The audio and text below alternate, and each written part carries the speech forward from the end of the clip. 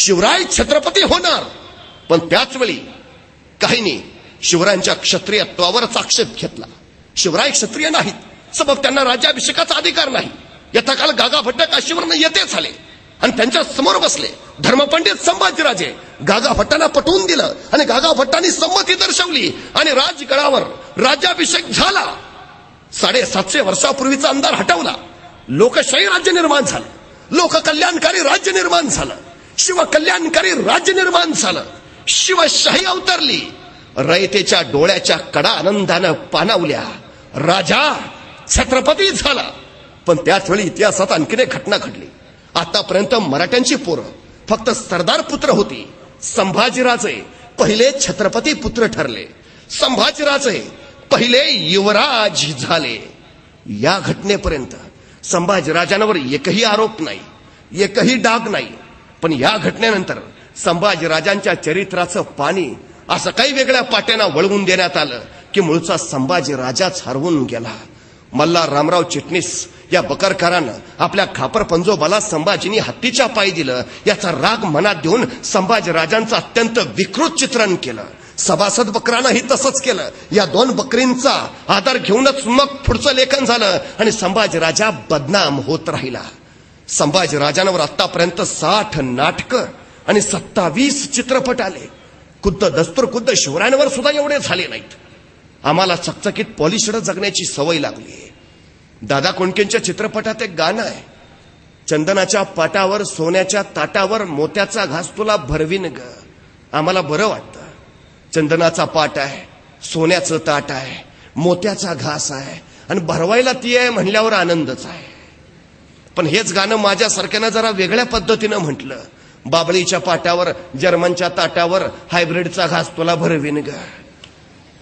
ऐकायलाही बरं वाटत नाही, बोलायलाही बरं वाटत नाही, खायलाही बरं वाटत नाही. आमची हीच अवस्था नेमकी चित्रपट निर्मात्यांनी, नाट्य निर्मात्यांनी, कादंबरीकरांनी टिपली आणि संभाजीराजांचं जगणं वास्तवतेनं न रेखाटता ते अधिक चकचकीत पॉलिशड करायचा प्रयत्न केला. थोरातांची कमळा, मोहित्यांची मंजुळा, गोदावरी अशी काही पात्र आणली गेली. मोरेश्वर आत्माराम पठारे यांनी संभाजींवर पहिलं नाटक लिहिलं. या नाटकामध्ये त्यांनी तुळसा नावाचं पात्र आणलं. हीच तुळसा बेबंदशाहीमध्ये औंधकरांनी आणली. पण नाटकाच्या प्रस्तावनेमध्ये औंधकर असं लिहितात की या नाटकात योजलेलं तुळसा नावाचं पात्र पूर्णपणे काल्पनिक असून तिचा इतिहासाशी काडीमात्र संबंध नाही. पण 3 तास नाटक बघताना आम्हाला प्रस्तावना वाचून दाखवली जात नाही, त्यामुळे तुळसा खरी का खोटी याचा पत्ता आम्हाला लागत नाही. पण 3 तास नाटकात संभाजी बरोबर तुळसा दिसते आणि मग नाटक संपल्यावर आम्ही म्हणतो एवढे आता दोघं 3 तास होते बरोबर म्हणल्यावर असणार काहीतरी दोघांचं. उगा दाखवत्यात काय.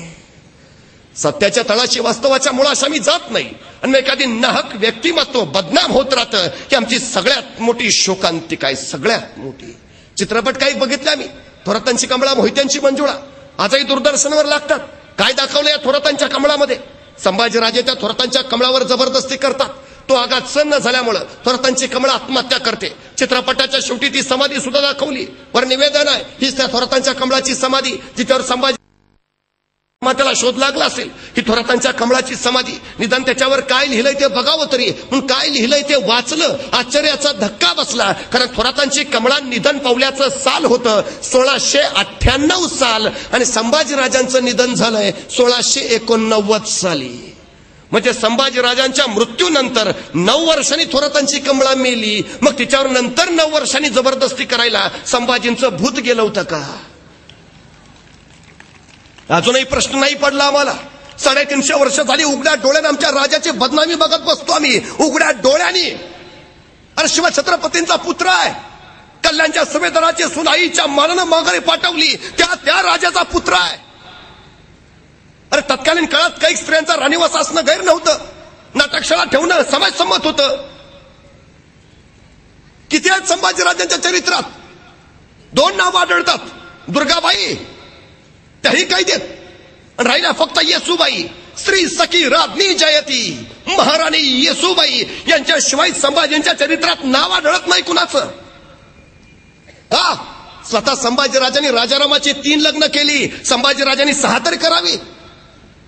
अरे तो अकबर औरंगजेबाचा मुलगा महाराष्ट्रात आलाय संभाजींची मदत मागायला, आणि त्याला मैत्रीचं प्रतीक म्हणून संभाजीराजाने एक मोत्याचा कंठा भेट म्हणून दिला, आणि या नादान अकबरानं तो मोत्याचा कंठा एका नर्तकीला भेट म्हणून दिला. संभाजीराजाने ही वार्ता कळाली आणि धाडदिशी कडाडले संभाजीराजे, ज्याला मैत्रीची कदर नाही त्याच्याशी कसलाही पदरा मला जोडायचा नाही, फिलफार सवलती बंद करा.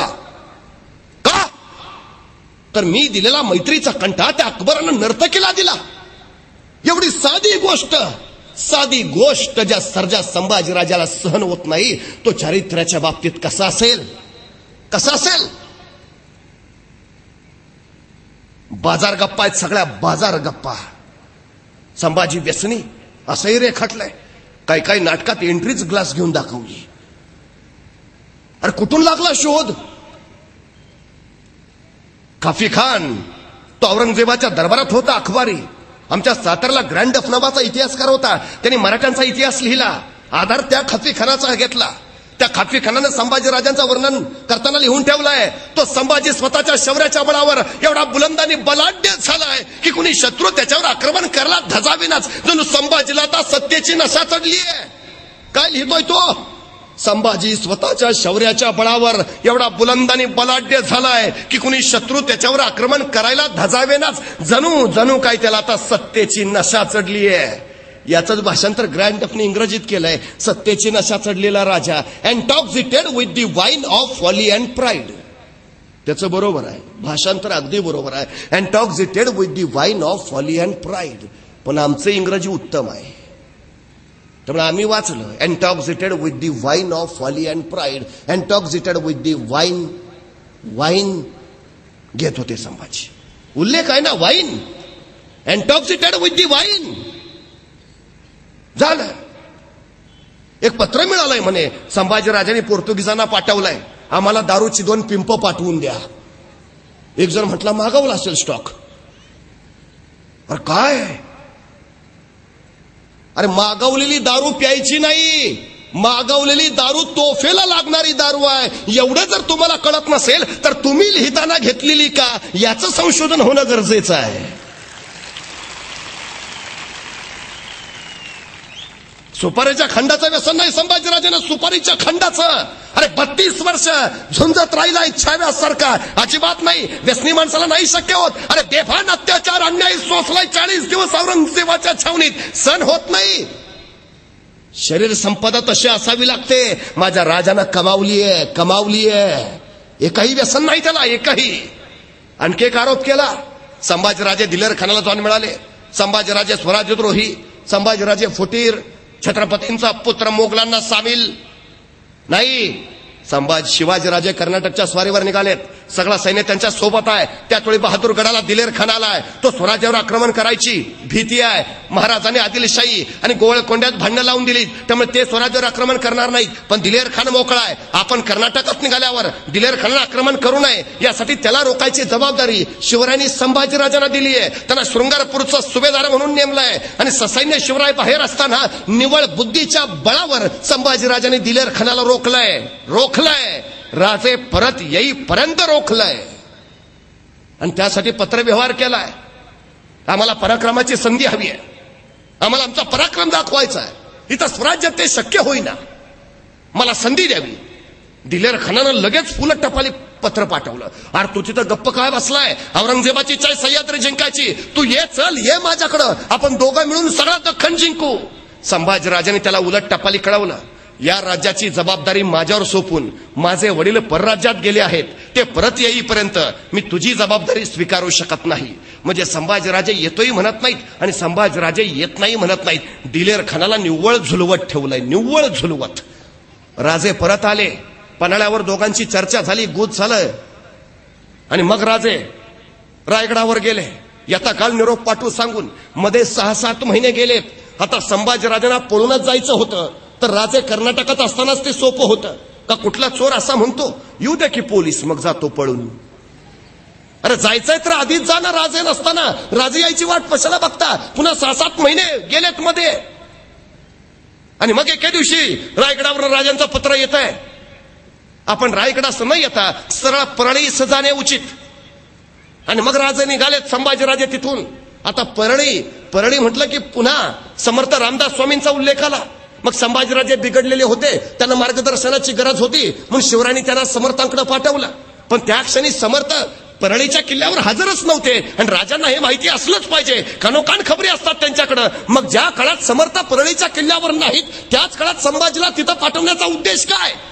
आणि त्या परळीपासून अवघ्या 13 मैलावर माहुलीला दिलेर खानाची लोक आलीत.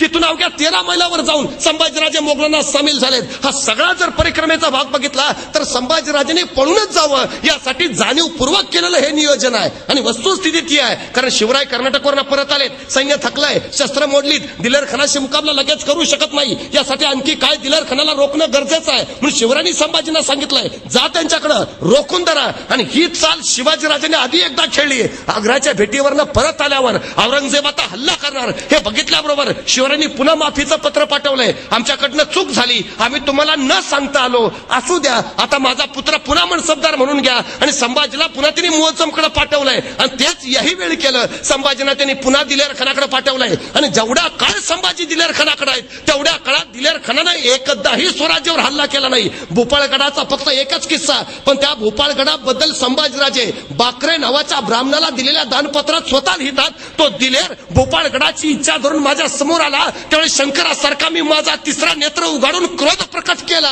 म्हणजे सरळ आहे की संभाजीराजांची इच्छा नाही स्वराज्यावर आक्रमण करायची. एवढी एकच घटना, पण तोही गड मराठ्यांनी लगेच जिंकून घेतलाय. संभाजीराजे जोपर्यंत दिलेर खानाकडे आहेत तोपर्यंत दिलेर खानानं स्वराज्यावर आक्रमण केलेलं नाही नव्हे, संभाजींनी ते जाणीवपूर्वक होऊ दिलेलं नाही. पण या काळात शिवाजीराजे मात्र मोगलांचे किल्ले घेत निघालेत आणि दिलेर खान काही हालचाल करेना. म्हणजे त्याचे किल्ले घेत असून सुद्धा दिलेर खान प्रतिकार करत नाही. तो मुअज्जम वैतागला, त्यांनी दिलेर खानला पत्र लिहिलं, आता शिवाजीराजे आपले किल्ले किल्ले घेतायत, तू गप्प काय बसलाय, हालचाल नाही दिलेर खानाची. मग शेवटी औरंगजेबाचं पत्र आलंय, तू नोकर कुणाचा आहेस, माझा का शिवाजीचा?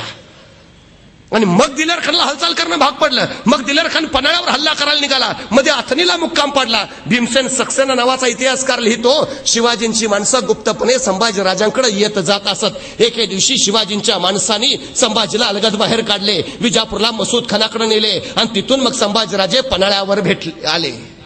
म्हणजे शिवाजींच्या माणसांनी संभाजींना सोडवून नेलंय. आता संभाजी जर फितूर असते, मोगलांना जाऊन मिळाले असते तर शिवराय त्यांना परत कसे आणतात? खंडोजी खोपडा फितूर झाला, शिवरायांनी त्याचे हातपाय तोडले. संभाजी कावले मोगलांना जाऊन मिळाला, प्रतापराव गुजरा कर्वी त्याला ठार मारलं. मग शिवराय तो न्याय संभाजीला का लावत नाही? साधी गोष्ट आहे, ही चालच शिवरायांची आहे. हे जे केलंय संभाजीनी ते शिवरायांच्या इच्छेनुसारच केलंय. आणि शिवरायांच्या राजकीय चाली अशाच राहिल्यात. ते गणेवाडीला जातो म्हणून सांगतात आणि सुरतेची लूट करून परत येतात. ते संभाजींचं वाटेत निधन झालं म्हणून सांगतात आणि संभाजींना सुखरूप घेऊन येतात. आम्ही अलीकडे म्हणतोच की पवार साहेब बोलतात एक आणि करतात एक, त्यांचं राजकारणच काही कळत नाही. आताच्या पवार साहेबांचं राजकारण आम्हाला कळत नाही, 350 वर्षापूर्वीच्या शिवरायांचं राजकारण आम्हाला काय कळणार? गुप्त गोष्टी आहेत, गोपनीय भाग आहे. आता साधी गोष्ट, काही लोक म्हणतात आम्हाला, पण आमच्याकडे पत्र आहेत ना संभाजी महाराजांनी दिलेर खानाला पाठवलेली, आम्ही तुमच्याकडे यायला आतुरलोय, आम्हाला तुमच्याकडे घ्या. आता मला एक सांगा, हा जर गुप्त गोपनीय कथाचा भाग असेल तर संभाजीराजे दिलेर खानला असं लिहितील का, राजमान्य राजश्री दिलेर खान साहेबांशी शिरसाष्टांग दंडवत? तेच काय झालं, आमचे आबासाहेब नुकतेच कर्नाटकवरनं परत आलेत, आमचं सैन्य थकलंय, शस्त्र पण नीट तयार नाहीत, त्यामुळे आमचा आबासाहेब म्हणले आपण काय आताच दिलेर खानाबरोबर लढू शकत नाही. मग संभाजीराजे करता का असं, जाता का दिलेर खानाकडं, जावा जरा वर्ष 1.5 वर्ष तिथं जाऊन त्यांना गाफील ठेवा, झाली तयारी की आम्ही तुम्हाला कळवतो, मग या इकडं. मग कसं काय वाटतोय आमचा प्लॅन दिलेर खान साहेब तुम्हाला, मग काय म्हणताय तुम्ही, मग येऊ का तुमच्याकडं? साधी गोष्ट आहे. एवढंच नाही, संभाजींना परत आणल्यावर शिवराय त्यांना फ्रेंचांशी वाटाघाटी करायचे अधिकार देतात. पुन्हा मोगलांच्या विरुद्ध आक्रमणाची जबाबदारी सुद्धा ते संभाजीराजांवर सोपवतात. त्यामुळे संभाजीराजे स्वराज्यद्रोही नाहीत, ही वस्तुस्थिती आहे, हीच वस्तुस्थिती आहे, ही खरी गोष्ट आहे. संभाजीराजांच्या चरित्रावरचे हे डाग सरळ सरळ आमच्या लक्षात येतात, काही अर्थ नाही त्यात. एक अत्यंत शिवरायांना अपेक्षित असणारा वारसदार या महाराष्ट्राच्या मातीनं महाराष्ट्राला बहाल केलाय, ज्यांनी स्वराज्य उभा केलाय. 3 एप्रिल 1680 शिवरायांचं निधन झालं. त्यावेळी संभाजी महाराज नुकतेच पन्हाळ्याला आलेत. ते रायगडावर नव्हते, याचं कारण ते बुर्हानपुराच्या स्वारीत अडकले होते. राजारामाचं लग्न ते स्वारीत असतानाच झालं, म्हणून ते लग्नाला येऊ शकले नाहीत. ते कैदेत वगैरे अजिबात नव्हते, ही वस्तुस्थिती आहे. आणि शिवरायांचं निधन झाल्यावर शिवरायांच्या निधनाची वार्ता लोकांना कळाली तर रयतेत गोंधळ माजेल आणि शत्रू आक्रमण करायची भीती आहे म्हणून शिवरायांची निधनाची वार्ता सुद्धा गोपनीय ठेवण्यात आली. पण त्याचवेळी मंत्री रायगडावर जमा झाले. मंत्र्यांचा नवीनच डाव सुरू झाला. कसंही झालं तरी संभाजीराजे गादीवर येता उपयोगाचे नाहीत, कारण संभाजीराजे धर्मपंडित, संभाजी संस्कृतचे ज्ञानी, संभाजी निर्णय क्षमता असणारे, संभाजी प्रचंड बुद्धिमान, संभाजी प्रचंड शौर्यशाली. संभाजी जर गादीवर आले तर आत्ताच ते आपला मुलाईचा ठेवत नाहीत, पुन्हा जर आपल्यालाच ठेवणार नाहीत. त्यामुळे कसल्याही परिस्थितीत संभाजी गादीवर येता कामाचं नाहीत. त्यापेक्षा राजारामाला गादीवर बसूया. राजाराम अल्पवयी आहे, त्याला काही कारभार जमणार नाही, म्हणजे कारभार आपल्याच हातात येणार. स्वार्थी मंत्र्यांनी स्वतःच्या स्वार्थासाठी कसल्याही परिस्थितीत संभाजीला गादीवर येऊ न देण्याचा चंग बांधला. त्यासाठी सोयराबाईंना हाताशी धरलं, सरळ सरळ हाताशी धरलं आणि तिकडं कराडला हंबीरराव मोहिते जे सोयराबाईंचे सख्खे बंधू, मराठे शाहीचे सरसेनापती सरलष्कर, त्यांना निरोप पाठवला. पन्हाळ्यावर संभाजीला कैद करायला जायचं आहे, आपण ससैन्य तयार राहा. त्यांची भूमिका अशी की कुठल्या मामाला वाटणार नाही आपला भाचा गादीवर येऊ नये. आता राजारामाला गादीवर बसवतोय म्हणल्यावर मामा हंबीरराव तर लगेच तयार होतील आणि झालंही तसंच. हंबीररावांनी लगेच कळवलं मी तयारच आहे, तुम्ही या. मग म्हणूनच संभाजीला कैद करायला जाऊ. मंत्री आनंदले, निघाले, आले, तळबीडला आले. हंबीररावांच्या पुढं चला आता सैन्य घ्या, संभाजीला कैद करायचं आहे. आणि त्या क्षणी हंबीररावांनी डाव बदलला. बुमरांग त्यांच्यावर उलटवलं. आल्या मंत्र्यांना सरळ काढण्या चढवल्या, सगळे कैद केले. सर पन्हाळ्यावर नेऊन संभाजींच्या पायावर घातले आणि कडाडले सरलष्कर. ही काय नादान हरामजाद माणसं, राजा जाऊन अजून 11 दिवस नाही झाले आणि त्यांच्या पोटच्या गोळ्याला कैद करायला आल्यात, घ्या ताब्यात. आणि मंत्री फिलपोट गिरफ्तार झाले. संभाजीराजांनी त्यांना कैदेत ठेवलं. 1 महिना पन्हाळ्यावरच कारभार चालवला आणि मग संभाजी रायगडावर आले. पण या काळात संभाजीराजांनी हंबीररावांना विचारलं, मामासाहेब आपण राजारामांचे मामा असून, आमच्या मातोश्री सोयराबाई साहेबांचे सख्खे बंधू असून आपण त्यांच्या पाठीशी उभा राहण्यापेक्षा आमच्या पाठीशी कसं काय उभा राहिलात?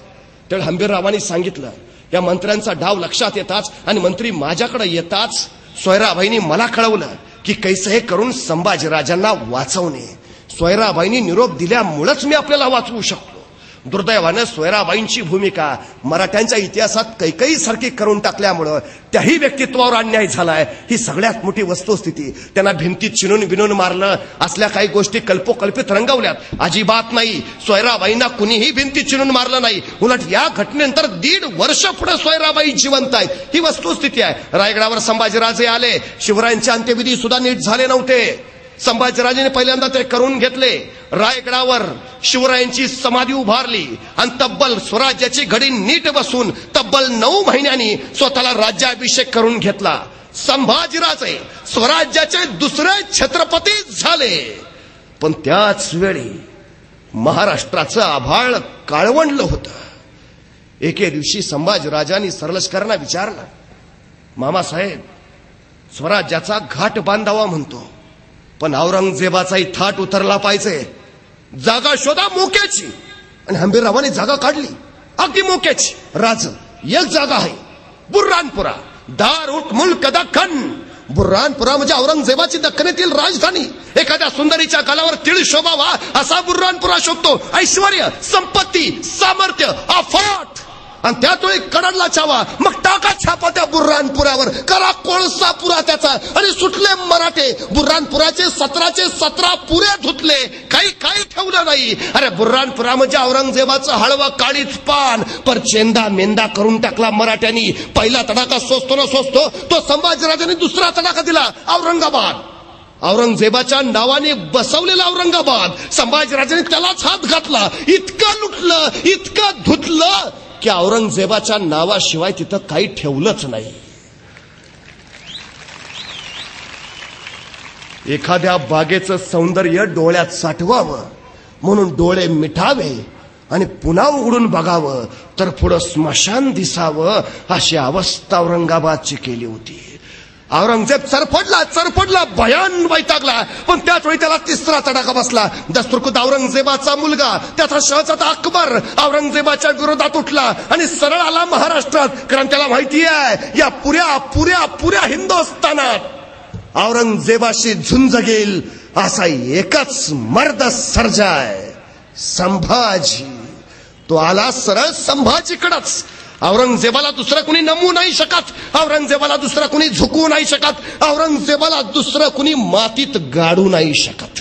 एकाच संभाजी. आणि संभाजीराजांनी याच अकबरला हाताशी धरलं आणि आपल्या राजकारणाच्या पटावरच्या चाली खेळायला सुरुवात केली. पण लागोपाठ 3 तडाखे बसलेला औरंगजेब चवताळून उठला.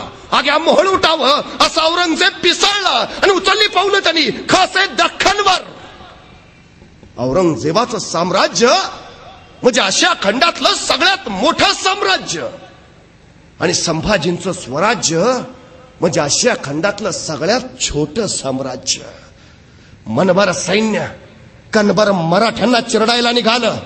औरंगजेबाच्या नुसत्या सरदारांची संख्या 14,500 होती. कैक नातलग शहजादे अफाट अफाट सेनापती, 4 लाखाचं सैन्य, 14 कोटीचा खजिना, 40,000 हत्ती, 70,000 घोडी, 35,000 उंट. अरे औरंगजेबाची छावणी पडली तर 3 मैलाचा परिसर व्यापून जायचा. 3 मैलाचा एवढा अफाट सैन्य आलं चालून महाराष्ट्रावर आणि सह्याद्रीच्या कड्यावरनं कडाडला छावा. येऊ द्या त्या औरंगजेबाला. अखेर त्याला त्याच्या मरणाची जागा कळली तर आता बघेल या छाव्याचा गनिमिकावा. आणि बघता बघता संभाजी सज्ज झाला. वय वर्ष अवघं 23. महाराष्ट्राचा आभाळ काळवंडून गेला. औरंगजेबाने एका बाजूपाठ मोहिमाने घडल्या. सरबुलंद खान, आले खान, फतेह खान, शहजादा आजम, बेदार बख्त मुअज्जम, शहाबुद्दीन खान, बहादूर खान, एक नामचीन सेनापती अफाट अफाट ताकदीनं महाराष्ट्राला कैचीत पकडायला चोहोबाजूनी आत घुसवले आणि मराठे सज्ज झाले. संभाजीराजांच्या नेतृत्वाखाली त्यांनी मोगलांची लंगडे तोड चालू केली. मराठे सुसाट सुटले. जिथं भेटेल तिथं मोगलांना कापत राहिले. जिथं जाईल तिथं अरे सरबुलंद खान मार खान परतला. फतेह खान तोंड काळं करून गेला. तो बहादूर खान नुसता पळून दमला. शहाबुद्दीन खानाला तर काही सुचेना. औरंगजेबानं चोहोबाजूनी फक्त शिकस्तीच्या बातम्या ऐकत राहिला. हार पराभव. अरे 23 वर्षाचा छावा संभाजी मोगलांना पार 16 के पळा सोडलं. तू महाराष्ट्रात येतो ना. संभाजीराजांनी विलक्षण युद्धनीती केली. मराठ्यांच्या फौजा सगळं मोगलांच्या प्रांतात घुसवल्या. इतका फाटलं की औरंगजेबाला काय कळेना. मराठी तिथं आले म्हणून सैन्य पाठवावं तर मराठे पुढं, मराठी तिथं गेले म्हणून सैन्य पाठवावं, मराठे त्याच्या पुढं. अरे कुठं शिवावं. सगळीकडंच फाटत निघालंय.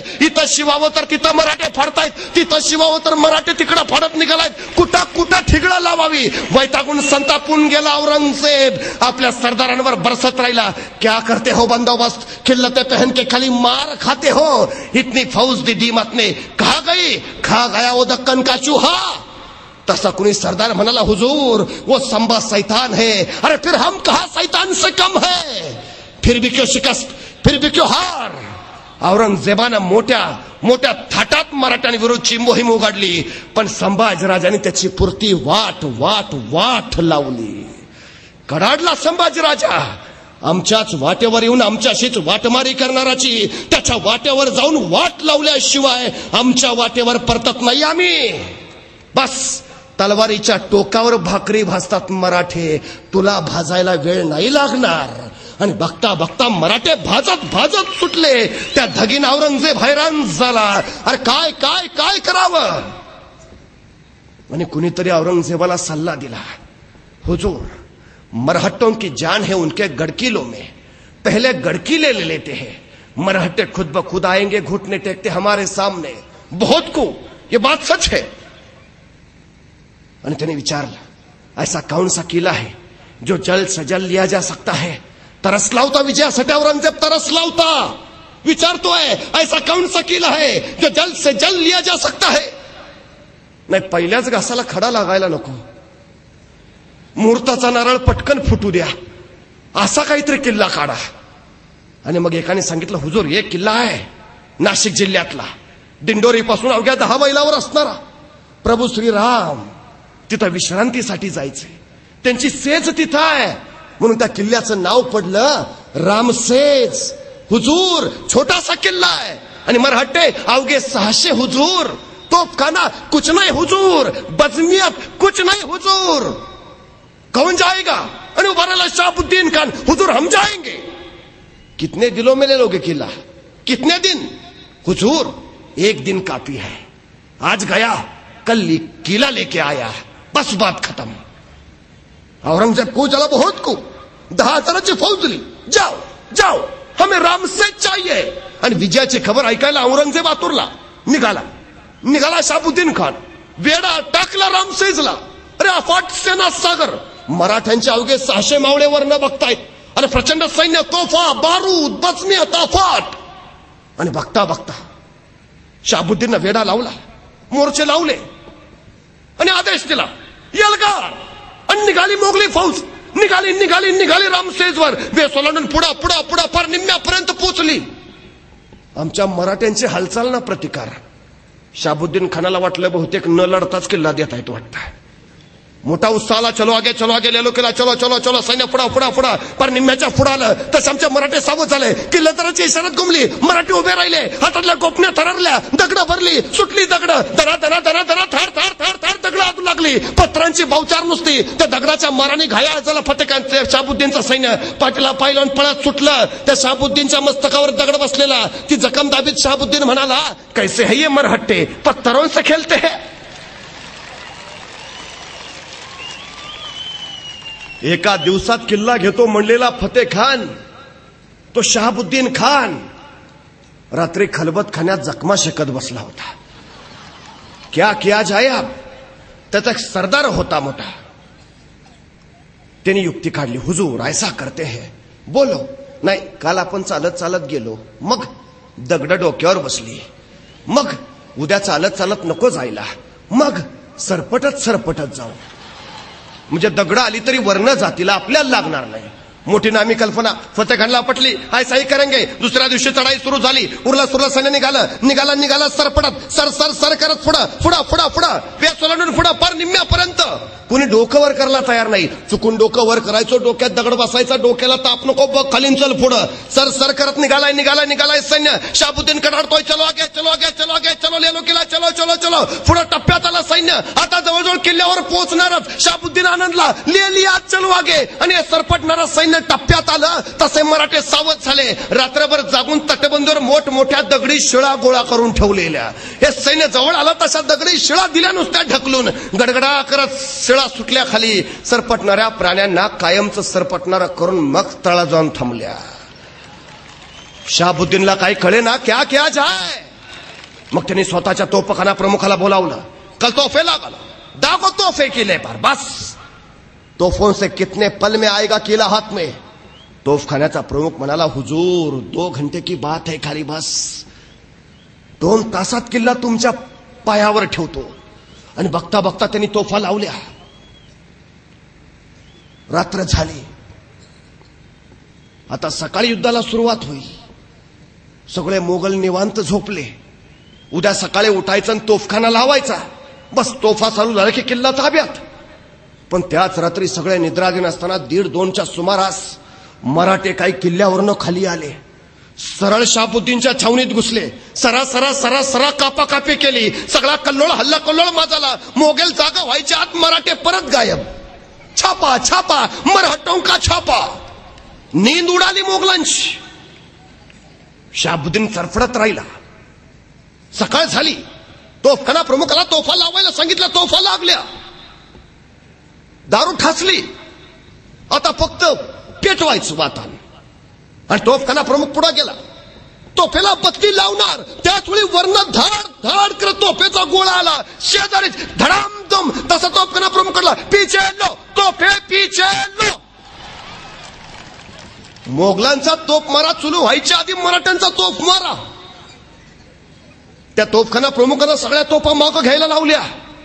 तिथनं वर्ण गोळे सोडायला लागला. पण तोफा मागं घेतल्यानं गोळे काय किल्ल्यावर जाईनात.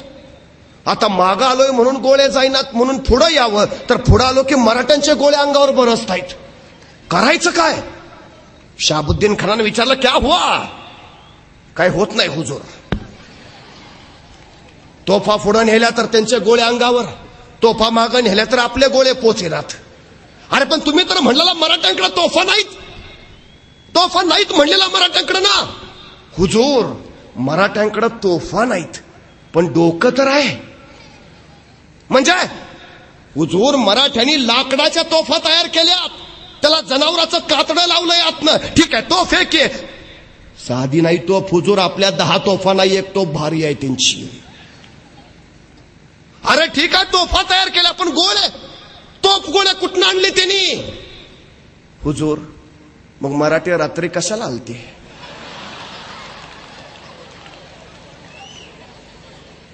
हे गोळे आपलेच आहेत.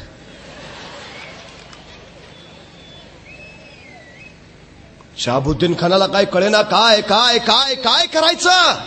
महिना झाला, 1.5 महिने झाले, 2 महिने झाले, 3 महिने झाले, 4 महिने झाले, 5 महिने झाले. 600 मावळे किल्ला अजिंक्य ठेवता येतात रे, पुढे तसूवर सरू देईना. तर पडला, वैतागला शहाबुद्दीन खान. शेवटी डोक्यातनं युक्ती निघाली. तोफा मागे घेतलं तर गोळे पोचत नाही ना. आदेश दिला सैन्याला, झाडं तोडा आजूबाजूची सगळ्या जंगलातली. सगळी लाकडं तोडली. 1.5-2 महिने काम चालू आहे. शहाबुद्दीननं अफलातून किमया केली. किल्ल्याच्या उंचीचा प्रचंड मोठा लाकडी बुरुंजच त्यानं उभा केला. लाकडी दमदमा. का? तर तोफाचा या लाकडी बुरुंजावर नेऊन ठेवायच्या, किल्ल्याच्या उंची इतक्या, आणि तिथनं मग खाली किल्ल्यावर डागायचा. बस. साधी गोष्ट नाही. कौतुक केलं पाहिजे शहाबुद्दीनचं. कौतुक साधी गोष्ट नाही. अरे किल्ल्याच्या उंची इतका लाकडी बुरुज, आणि तोही केवढा? 50 तोफा बसतील वर, आणि 500 सैनिक उभा राहील वर. एवढा मोठा बुरुंज. सगळा बुरुंज बांधेपर्यंत मराठे शांत बघत राहिले. चालू द्या तुमचं. बुरुंज उभा राहिला. तोफाईवर चढवल्या. आता उद्या बुरुंजावरनं तोफवारी चालू करायची किल्ल्यावर. बस किती दिवस लढतायत बघू. रात्री सगळे थकले मोगल शांत पडले, आणि मराठे नेमके 1:30 वाजता बाहेर पडले. त्या बुरुंजाच्या पुढे आले. दारू गोळा बुरुंजाच्या कडेने ठासून भरला. पूर्वी हुक्के असायचे. हुक्के, हुक्के म्हणजे गावठी बॉम्ब. नारळाची कवटी घ्यायची, त्यात पॉइंटेड खिळे भरायचे, दारू ठासायची, त्याला वातान लावायची, पेटवायची, आणि द्याचं टाकून. 5-6 नक्की जायबंदी. हे मराठे हुक्के. एका बाजूने मोगलांना पत्ता लागू नये, मोगल छावणीमध्ये हुक्के टाकत राहिले. मोगलांचा कल्लोळ उडाला, आणि तेवढ्या वेळात बुरुंजाभोवती सगळी दारू ठसली. सुरुंग पेरले, वाताने पेटवल्या, आणि बघता बघता पेटली. थोई थोई थोई थोई करत वातान पेटत पेटत गेली, आणि धडामधूम अवघा बुरुज ढासळला. तोफा सकट खाली. मराठ्यांच्या किल्ल्यावर गोळे पडायच्या आधीच मराठ्यांनी बुरुंजाचाच निकाल लावला. वर्ष झालं, 1.5 वर्ष झालं, 2 वर्ष झाली. औरंगजेबानं शहाबुद्दीनला विचारलं, तुम्हारा 1 दिन कितने बरसों का होता है? अरे एका दिवसात किल्ला घेतो म्हणलेला 2 वर्ष झाली. आओ वापस. प्रमोशन. शहाबुद्दीनला माघारी बोलवलं, पाठवलं. फतेह खान तुम्हारे नाम में ही फतेह है, हमें फतेह चाहिए. 20 हजाराची फौज घेऊन आला. त्या रामसेजला चिकटला. अरे गोचडी सारखा चिकटला. झुंजत राहिला, लढत राहिला, पण मराठे टकरा घेत राहिले. अरे टाप नाही मराठ्यांशी झुंजायचं, अजिबात नाही. तसूवर पुढे सरकू देईनात. फतेह खान वैतागला, संतापला. काही करता येईना. अरे 600 मराठ्यांनी सळो की पळो करून सोडलं. त्या फतेह खानला काय कळेना. शेवटी एक मांत्रिक त्याच्याकडे आला. म्हणाला, हुजूर, मी भूतवश करायच्या कामात तरबेज आहे. मला फक्त एक सोन्याचा नाग तयार करून द्या, नाही तुम्हाला किल्ल्यावर घेऊन गेलो तर मग विचारा. मरता क्या न करता. फतेह खाननं या मांत्रिकावर विश्वास ठेवला. त्याला सोन्याचा नाग तयार करून दिला. नाग तयार झाला. मांत्रिकानं नाग छातीजवळ धरला आणि म्हणला, मी पुढे चालतो, तुम्ही मागणं या, बघा माझी जादू. मांत्रिक पुढे निघाला. सैन्य माग. फतेह खानला वाटला आता मराठे काय नाही करू शकत, मांत्रिकाची जादू आहे. तो वेस ओलांडून पुढे आला. मराठे नुसते बघतात. 1 नाही 2 नाही, येऊ द्या त्याला. निम्म्यापर्यंत आला. निम्म्यापर्यंत जसा आला तशी मांत्रिकाची छाती फुगली. म्हणलं लग नाही, घेऊन जातो वर. आलोक नाहीत पोर. चला पुढं. टप्प्यात आला तसा वरना गोपनीचा एक धोंडा असा गुंग गुंग गुंग गुंग करत आला त्या मांत्रिकाच्या छतडावर. डोळं पांढरं करून तिथंच पडला. नाग एकीकडं, मांत्रिक तिसरीकडं, फतेह खान पळत माग. अरे जिथं माणसं काय करू शकली नाही तिथं भूत काय करणार. मराठ्यांनी फतेह खानच्या भूतांचाही निकाल लावला. 3 वर्ष झाली, 3.5 वर्ष झाली, 4 वर्ष झाली. औरंगजेबानं फतेह खानला सांगितलं, तुम सिर्फ नाम के ही फतेह खान हो, आओ वापस. आप कौन जाएगा? आणि उभा राहिला कासम का, हम जाएंगे. पुन्हा झुंज चालू, पुन्हा लढाई चालू. 4 वर्ष, 5 वर्ष, 6 वर्ष झाली. रामसेज अजिंक्यच राहिला. अरे माझे शिवराय म्हणायचे, माझा एक किल्ला माझ्या मावळ्यांनी 1 वर्ष लढवला तर माझे सगळे किल्ले घ्यायला औरंगजेबाला 350 वर्ष लागतील. संभाजीराजांनी रामसेज नावाचा एकच किल्ला 6 वर्ष लढवला. 6 गुणिले 350. औरंगजेबाला सगळे किल्ले घ्यायला किती वर्ष लागतील? अरे टाप नाही टाप. वैतागला संतापला औरंगजेब आणि त्यांनी त्याच रागात डोक्यावरची पगडी काढली, खाली आपटली. जोपर्यंत त्या संभाजीला पराभूत करत नाही वा गिरफ्तार करत नाही तोपर्यंत डोईवर बादशाही पदाची पगडी घालणार नाही. इथंच महाराष्ट्रात मेला औरंगजेब, पण मरते वेळी सुद्धा त्याच्या डोईवर बादशाही पदाची पगडी नव्हती. मरेपर्यंत संभाजीराजाने त्याला ते भाग्य मिळूच दिलं नाही. औरंगजेबाला मराठ्यांना पराभूत करताच आलं नाही. सल सल सल करत होता पण काही उपयोग नव्हता. अरे औरंगजेब बोलत खूप होता पण सांगत काहीच नव्हता. औरंगजेब चालत खूप होता पण पोचत कुठंच नव्हता. औरंगजेब लढाया खूप खेळत होता पण जिंकत कुठंच नव्हता. ही सगळी ताकद या 26 वर्षाच्या संभाजीची. अफाट ताकदीनं औरंगजेबाला रोखलं. पुऱ्या दख्खन मधला एक खण नाही घेऊ दिला. आणि मग मात्र औरंगजेबानं जाळं टाकलं. जंजिराच्या सिद्धीला त्यांनी उकसावलं. मराठ्यांवर चाल करा. पोर्तुगीजांना फितावलं, चालून जा मराठ्यांवर. इंग्रज हातात शिदरले, आक्रमण करा मराठ्यांवर. हापशी, पोर्तुगीज, इंग्रज, मोगल, बस 1 नाही 2 नाही, तब्बल 12 घड्या पुकारल्या स्वराज्याच्या विरोधात. आणि तब्बल 12 घड्यावर निकराचे पंजे फाड करत सर्जा संभाजीराजा झुंजत राहिला. बस औरंगजेबाच्या चेतावणीमुळे सिद्धीनं हैदोस मांडला. जंजिरातला सिद्धी राम पाटलानं बांधलेला जंजिरा आदिलशाहीकडे आला आणि मग परत तो सिद्धीकडे पोहोचला. आता हा सिद्धी म्हणजे मुजोर आणि माजोर झालेला. अरे जंजिराला बेलाग संरक्षण दर्याचं पोहोचला कठीण. तिथं शिवाजी महाराजांनी काही वेळा प्रयत्न केला. जिथं शिवराय तिथं विजय, पण जंजिरा त्याला अपवाद ठरला. जंजिरा जिंकता आला नाही कारण त्याच्या भोवती असलेली रोह्याची खाडी, दलदलीचा प्रदेश आणि समुद्राचं बेलाग संरक्षण. जंजिरा जिंकणं सोपं नव्हतं. हे हापशी सिद्धी जंजिरातनं बाहेर पडायचे, काठावरच्या गावातल्या बायका पाठवायचे, त्यांना समुद्रात भर तरवावर आबरू लुटात सोडायचे. आक्रोश किंकाळ तिथं वाऱ्यावर भिजायच्या, माणसांना पकडायचे, त्यांचे नाक कान कापायचे, रक्ताळायचा दर्या. अरे किती बायका पाठवल्या असतील, किती माणसं कापले असतील, किती आकांत मांडलाय. ही माणसं किती विशाली संभाजीकडं राज ह्यो सिद्धी माती करतोय पार. बाया बापड्या पळवतोय, भोगतोय, लुटतोय, माणसं पाठवतोय आणि कडाडला छावा. आमच्याच मातीतून आमचीच माती. त्या सिद्धीची एकदा माती केलीच पाहिजे. खेळू जंजिरावर रक्ताचे रंगपंचमी. आणि निघाला सर्जा, निघाला जंजिरावर. पण लढाया बुद्धीनं जिंकणारा संभाजी दंडराजपुरीला आले. दंडराजपुरी ताब्यात घेतली. पण त्याच वेळी बघितलं जंजिरा बाहेरून जिंकता येणार नाही. जंजिरा घ्यायचा असेल तर त्याच्या पोटात हात आत घालूनच कोतळा बाहेर काढला पाहिजे. आणि संभाजींची विलक्षण बुद्धी, विलक्षण चाल खेळू लागली. आणि त्याने बोलावलं कोंडाचे फरसान, तेज थर्रा स्वामिनिष्ठ, तलवारीच्या डावा इतकाच गनिमी काव्यातही माहीर असलेला. आणि संभाजीराजाने त्याच्या कानात आपला डाव सांगितला.